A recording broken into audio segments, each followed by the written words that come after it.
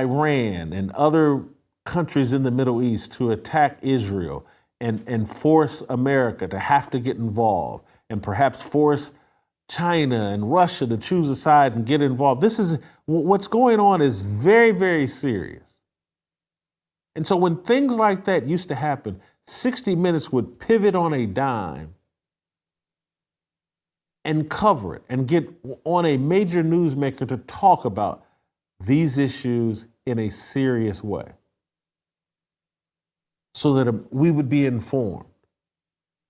But we're at such, it's dangerous. We have so many people on television and news that answer to Pfizer and Big Pharma and Moderna and Johnson & Johnson, that we don't know where to turn for truth. Because Big Pharma is actually speaking on cable TV and on regular TV. And Big Pharma just wants you distracted and just doesn't want, they want you uninformed. And so and again, this is the old me, and I haven't watched really 60 Minutes in a long time, but again, I was just sitting there like, we're at the brink of World War III, and 60 Minutes is doing a profile on Rich Paul? A profile on Rich Paul. The world is potentially going up in flames, and the alleged journalistic institution of record for television is doing a profile on Rich Paul tonight, right? So football game just takes place on CBS. You can funnel that football audience into a conversation about world events that are impacting their lives. You can funnel that audience into a discussion like, hey, you know, we've opened our borders and I bet you we got people from Hamas living here. You could do that, but that's not what Big Pharma wants us to do. And so we got treated to a video of Rich Paul, who's, for those of you that don't know, he's one of LeBron agent's friends from high school that LeBron installed as his agent, and he's an NBA agent. And they treated this guy as if he's the first NBA agent, black sports agent in the history of sports, which is a joke and not true.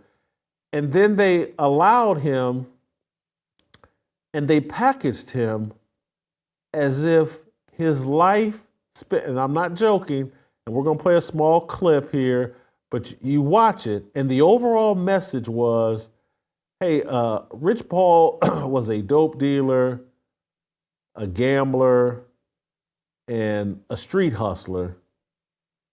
And that's where he got his education and how he became the most powerful sports agent in the NBA. That was his training ground. And young men out there, you can go through the same training ground. Being an NBA agent is no different than being a rapper. Shoot dice, deal drugs, hustle in the streets. That will prepare you. Play the clip. Dad taught him another skill, a way to make money if all else fails, with a pair of dice. Paul and his best friend, Edward Givens, were regulars at an open-air casino in the park. 50 people crowded around this little area, and the energy was high. It was an arena. And Rich Paul was a natural. And how much would you earn? I mean, a slow day was $1,000. And a not slow day? You know, 4 or 5. $4,000 or $5,000. Yeah, When easy. you were 14, 15, 16. Oh, yeah. It's not Ed Bradley. Ed Bradley's dead. I don't even know the guy's name. That's how little attention I pay. But and the message is, Rich Paul's dad gave him a life skill, shooting dice. And Rich Paul used that life skill to become the most powerful agent in all of professional sports. So dads, young men, teach your 12, 13, 14-year-old boy to shoot dice.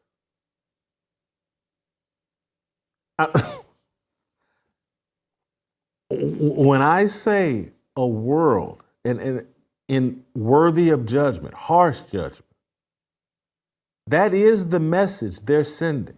And again, every message that comes from corporate media is satanic and evil and intended to destroy.